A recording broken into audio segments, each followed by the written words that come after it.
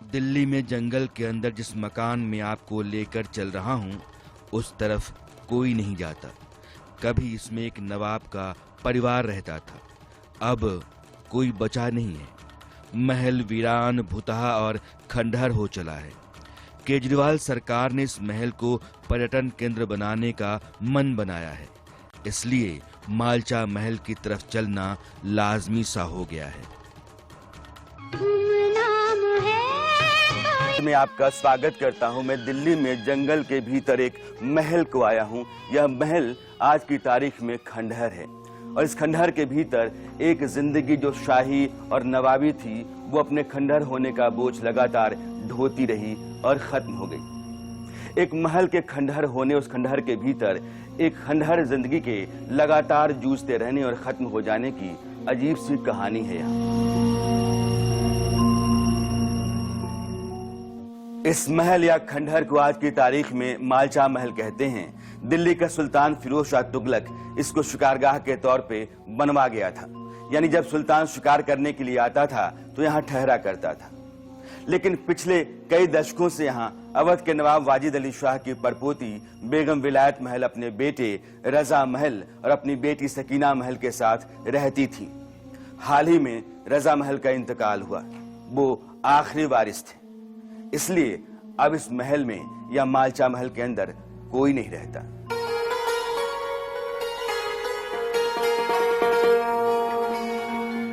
न कोई दरवाजा, न कोई खिड़की, न रोशनदान, न किसी के आने जाने का कोई नामो निशान।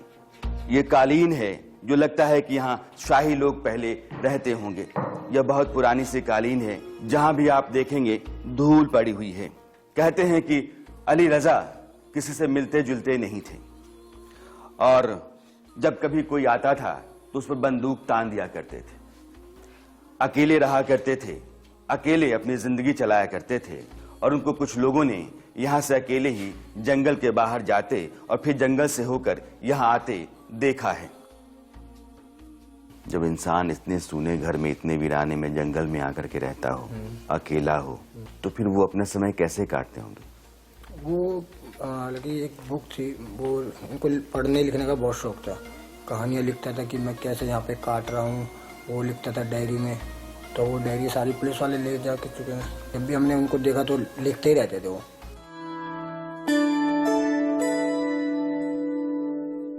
जब आप इस महल के अंदर आते हैं तो यहाँ आपको दो खंभे नजर आते हैं। एक खंभे के ऊपर एक तस्वीर है, बेगम विलायत महल की है कुत्ते के साथ, और दूसरे खंभे के ऊपर एक पेंटिंग है और मुझे लगता है कि यह पेंटिंग भी बेगम विलायत महल की ही है। यहाँ जब थोड़ा आगे आप बढ़ते हैं तो एक अलमीरा है, ये लकड़ी का है और मुझे लगता है कि इसको किसी ने इसी कपड़े के धागे से बंद कर रखा है।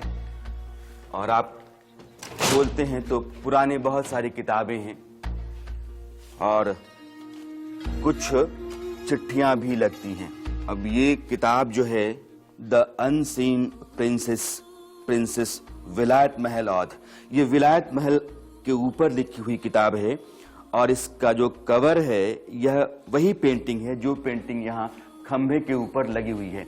यानी पब्लिशर ने अपने कवर पेज के लिए जो पेंटिंग बनवाई, उस पेंटिंग की एक कॉपी विलायत महल को दी होगी, जिसे मढ़वा करके उन्होंने यहाँ खंभे के ऊपर डाल दिया है। यह किताब लिखी है राजकुमारी सकीना महल ने, यानी कि बेटी ने माँ के नाम की किताब लिखी है।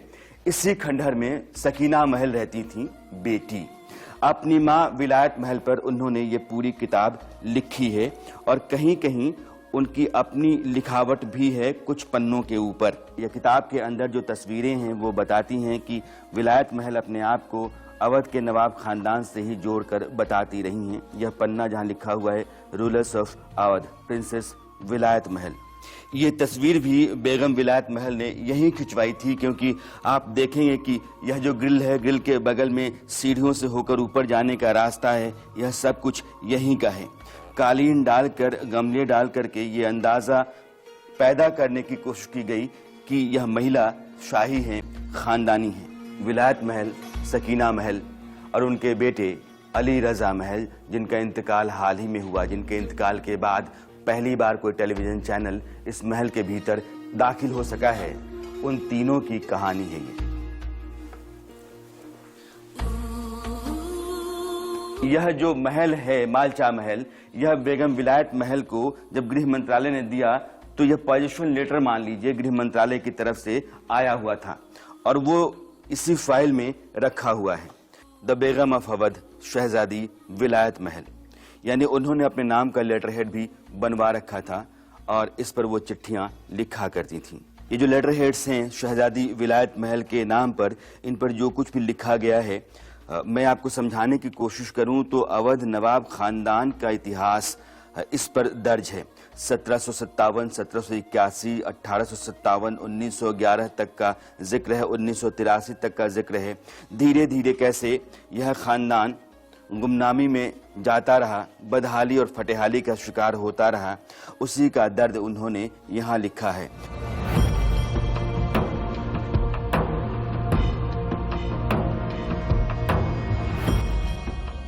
सब कुछ बिखरा हुआ सा है।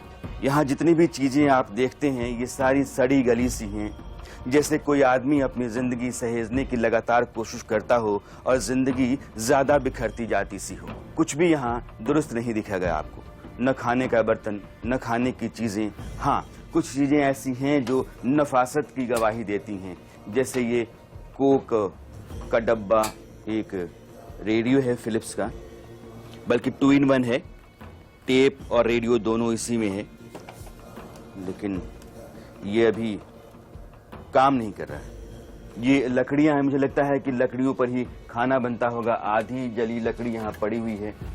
चूंकि गैस सिलेंडर है नहीं और वो किसी से मिलते जुलते थे नहीं, इसलिए लकड़ियों पर ही खाना बनाते होंगे। ये नेस्ले मिल्क मेड के डब्बे पड़े हुए हैं। ये बड़ा सा तपेला है, इसके भीतर कुछ बनाया तो गया होगा, लेकिन क्या था ये इसको समझना बड़ा मुश्किल है। कीड़े हैं और बाकी जो है सो आपके सामने है। खाना पीना बाहर से लेके आते थे वो। फिर पैसे कहाँ से आते थे? पैसे अब वो बाहर से आते थे, अब ये नहीं पता कहाँ से, लखनऊ से आते थे, अवध से आते थे, वो हमें पता नहीं। जब आप इस तरफ आएंगे, कमरा तो मैं नहीं कहूँगा क्योंकि कोई दरवाज़ा कोई खिड़की तो है नहीं, इसलिए जब इस तरफ आप आते हैं तो ये एक रेफ्रिजरेटर है। और मुझे लगता है कि जब रेफ्रिजरेटर बनना शुरू हुए होंगे उसी दौर का ये है। इसमें बहुत सारे पुराने कपड़े, घर का जो कबाड़ होगा वो इसमें डाला हुआ है। हालांकि यह पूरा घर ही अपने आप में कबाड़ खाना है, लेकिन मैं इसलिए यहाँ आया हूँ कि यहाँ एक ऐसी जिंदगी रहती रही है जो अपने आप में कई तरह के सवाल और कई तरह के सबक लिए है। इस महल में बड़े बड़े अरमानों ने दम तोड़े हैं, लंबी लंबी जिदों ने जिंदगी गंवाई है और गुजरे वक्त की रंगीनियां स्याह धुंधली पड़ी हैं। बेगम विलायत महल की कहानी एक बार मैं आपको सुनाना चाहता हूं। वो अपने आप को लखनऊ के नवाब खानदान से जोड़कर बताती थी। 1970 में उन्होंने ये तय किया कि मुझे शाही जिंदगी दोबारा जीनी है, इसलिए वो दिल्ली आ जाती हैं अपने 2 बच्चों के साथ, सकीना महल और रजा महल। दिल्ली आकर रेलवे स्टेशन के वेटिंग रूम में ठहर जाती हैं और वहीं डेरा डाल देती हैं। रेलवे लंबी लड़ाई लड़ता है उनको वहां से निकालने की, लेकिन वो कामयाब नहीं होता है। वो भारत की सरकार से बार बार कहती रही हैं कि नवाब खानदान का होने के नाते और जो भूमिका हमारी इस मुल्क में रही है उस लिहाज से भी हमारी देख रेख का जिम्मा सरकार को उठाना चाहिए। आखिरकार यह लड़ाई वहां आकर खत्म होती है जहां इंदिरा गांधी यह तय कर लेती है कि ठीक है, आपको भारत की सरकार मालचा महल देती है, आप इस महल में आकर अपने बच्चों के साथ रहिए। और विलायत महल यहां आकर के रहने लगती हैं। वक्त होता है 1984 के आसपास का। तब से लेकर के आज तक यह परिवार यही रहता रहा। 2003 में कहते हैं कि विलायत महल का इंतकाल हो गया और उनके दोनों बच्चे यानी सकीना महल और रजा महल उनके लाश के साथ, उनके शव के साथ 10 दिन तक रोते बिलखते रहे। लेकिन जब उस शव से बदबू आने लगी तो उन लोगों ने उन्हें दफना दिया। उसके बाद से दोनों भाई बहन यहां रहने लगे। दुनिया के लिए उनके रास्ते बंद थे, वो किसी से मिलते जुलते नहीं थे। उनके पास इक्का दुक्का लोग कभी कभार आया करते थे। दोनों भाई बहन यहीं रहा करते थे। जब तक शिकारी कुत्ते थे तब तक वे रखवाली किया करते थे, लेकिन उनके मर जाने के बाद रजा महल अपनी हिफाजत खुद करते थे। कभी कभार लोगों ने उनको इस जंगल से होकर के बाहर जाते हुए और कुछ सामान लेकर आते हुए देखा जरूर, लेकिन ना तो उनकी खुशी, ना उनका दर्द, ना उनके जिंदगी के अंधेरे, ना उनकी जिंदगी के उजाले जो शायद बहुत कम थे, किसी ने देखे, जाने, समझे। पहले तो यहाँ पे बहुत साफ सफाई थी जब वो थे, जिंदा थे। खुद किया करते थे। हाँ, 2-3 महीने पहले तो वो एक्सपायर हो गए, तो उनके बाद कौन सफाई करेगा, वो खुद ही करते थे। ये जो पहले नौकर आया करते थे, नौकर थे तो उनके कम से कम पास, उससे 8-10 साल हो गए जब ही चले गए थे। और ये जो शिकारी कुत्ते थे, ये तो उनके 10 कुत्ते थे, 10 कुत्तों में से 2 बचे थे, 2 भी मर गए। ये डाइनिंग टेबल है।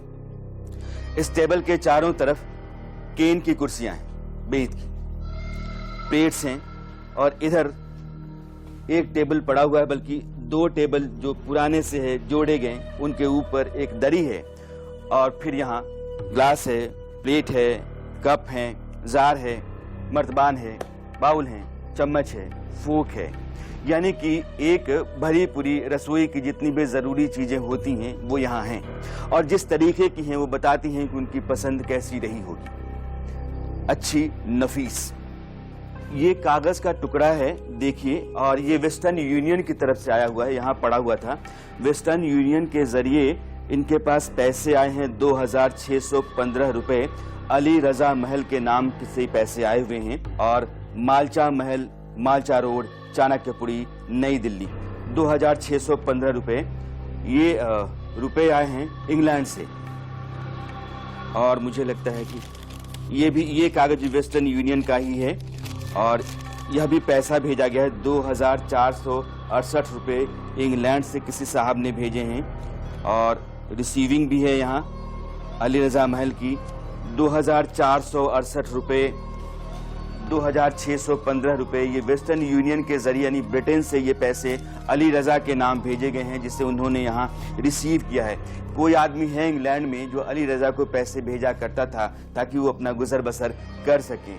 इस तरह के कुछ और लोग भी हो सकते हैं जो उन्हें पैसे भेजते हों, लेकिन वो लोग कौन हैं, उनसे उनका क्या रिश्ता नाता है, यह साफ नहीं है। मैंने यहाँ खुद लखनऊ में देखा, जहाँ वसीके का दफ्तर है, तमाम उनके खानदानी आते थे वसीका वसूलने के लिए। एक जमाने में जब मुझको बहुत जोश था ये सब चीजों को जानने का, तो आप समझिए मैंने वहाँ जा के देखा कि 18 रुपया उनको वसीका मिलता है, और 70 रुपए खर्च करके वो आई हैं रुदौली से या वो सफीपुर से आ रही। उन्हीं के लोग सब कहते थे हम उनके खानदानियों वसीके रकम जमा थी अंग्रेजों के जमाने, वो लेने आते। तो हम लोगों ने कहा इतना पैसा खर्च करके आप 18, कहने लगे वो पैसा चाहे जितना खर्च हो वो हमारी शान की बात है, और ये इस बात को जाहिर करती है कि हम उस खानदान से हैं। हाइनेस नवाब विद बेस्ट विशेष, ambassador of the republic of Iraq. Iraq के राजदूत का ये कार्ड है, और इस कार्ड को उन्होंने भेजा है, पीछे भी उन्होंने शायद अपना पता लिखा है बगदाद का, और टेलीफोन नंबर भी उन्होंने डाल रखा है। अली रजा महल की मां बेगम विलायत महल अपने आप को लखनऊ के नवाब वाजिद अली शाह के खानदान की बताती थी। वाजिद अली शाह को उनकी रंगीन मिजाजी के लिए जाना जाता है, अय्याशियों के लिए जाना जाता है, लेकिन वो संगीत और नृत्य के बड़े प्रेमी थे, कत्थक के शौकीन थे, और आज की तारीख में जो ठुमरी गाई जाती है वो ठुमरी उन्हीं की पैदाइश है।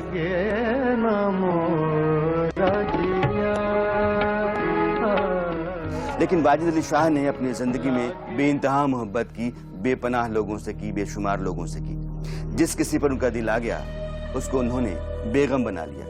एक पूरा का पूरा परीखाना हुआ करता था, उस परीखाना में बहुत सारी बेगमें रहा करती थी। जिस पर उनका दिल आ गया, जो उनको पसंद आ गया, उसको नृत्य और गीत सिखाने के लिए वो परीखाना में रख दिया करते थे। इस तरीके से उनके खानदान के लोगों की जमात बहुत बड़ी होती गई, या वो वाजिद अली शाह के वंशज हैं, उनके वारिस हैं, ये कहने वालों की जमात बड़ी होती चली गई।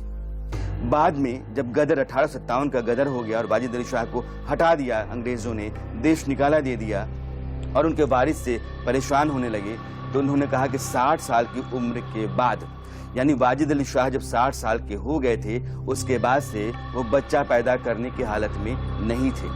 इसलिए उनकी उम्र जब 60 साल हो गई, उसके बाद से अगर कोई भी बच्चा पैदा हुआ होगा तो वो वाजिद अली शाह का वंशज नहीं होगा। बहुत से उनके परिवार के ऐसे लोग हैं जो गुमनाम जिंदगी जी रहे थे, और ये भी उन्हीं में के कोई शख्स थे जिनको कोई नहीं जानता था और गुमनाम ज़िंदगी उन्हीं ने जी और उसके बाद जिस तरह से उनकी मौत हो गई, दुख की बात है। आपके टीवी स्क्रीन पर ये जो हैं, इनका नाम सनवर अली शाह है। ये मैसूर के राजा टीपू सुल्तान के वंशज हैं, रिक्शा चलाते हैं। ये सुल्ताना बेगम है।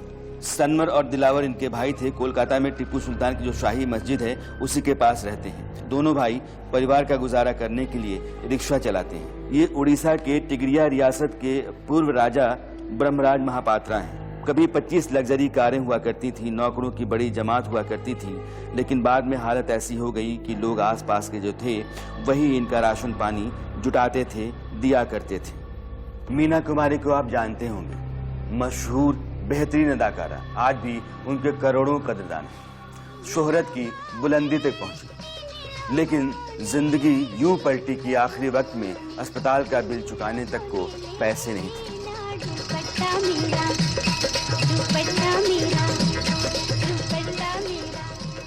भारत भूषण सैकड़ों फिल्मों में काम कर चुके, अपने दौर के सुपरस्टार, लेकिन मरे बेहद तंगहाली में। विम्मी को आप जानते हैं, फिल्म हमराज और ऐसी कई फिल्मों में उन्होंने यादगार भूमिकाएं निभाई, लेकिन विम्मी आखिरी दिनों में अस्पताल में भर्ती रही और जब उनकी मौत हुई तो पूछने वाला कोई नहीं था। शव को अंतिम संस्कार के लिए ठेली पर रखकर कोई अनजान आदमी शमशान घाट छोड़ आया था। ये नलिनी जयवंत हैं, भूखमरी में दुनिया से विदा हो गई। एके हंगल इलाज के बिना दुनिया से गए और उनकी मैयत पर दिखावे के लिए भी कोई रोने नहीं आया। कामयाबी की सीढ़ियां इंसान को शोहरत की छत तक लेकर के आती, लेकिन वक्त के साथ साथ कभी कभी यह गुमनामी, बदहाली और तंगहाली के झाड़ झंखार में घिर जाती। फिर जब आप इन सीढ़ियों से होकर गुजरते हैं तो बहुत ही कमजोर, लाचार, बेबस और अंधेरे में घिरी हुई सी नजर आती है। इसलिए जिंदगी जीने के दौरान इस बात का ख्याल जरूर होना चाहिए कि जितना अपने लिए उतना ही दुनिया के लिए करने का मतलब टटोला जाए। इस सन्नाटे में, इस वीराने में, इस जंगल में 3 जिंदगियां हमेशा तारीख की पीठ पर दर्ज रहेंगी। अली रजा महल, उनकी बहन सकीना महल और उनकी मां बेगम विलायत महल, ठीक वैसे ही जैसे फिरोज शाह तुगलक की बनाई यह शिकारगाह। वक्त चलता रहता है, पीढ़ियां आती हैं, जाती हैं, उनका समय बदलता रहता है, इसलिए जिंदगी को समझना जरूरी है। वो किसी बंदिश या मुगालते का शिकार नहीं होना चाहिए, उसको कहीं भी ठहर कर रहना नहीं चाहिए। वो पानी की तरह, हवा की तरह हो तो बेहतर है, यानी उसके अपने मायने होने चाहिए। जब तक जिंदगी के मायने हैं वो जिंदा रहती है, वरना वो बेगम और फिरोज शाह तुगलक की यह शिकारगाह बनकर इतिहास में दर्ज हो जाती है। अरसत में आज इतना ही। अगले हफ्ते मेरी मुलाकात आपसे फिर होगी एक नए सवाल के साथ, एक नए मुद्दे के साथ। तब तक के लिए नमस्कार।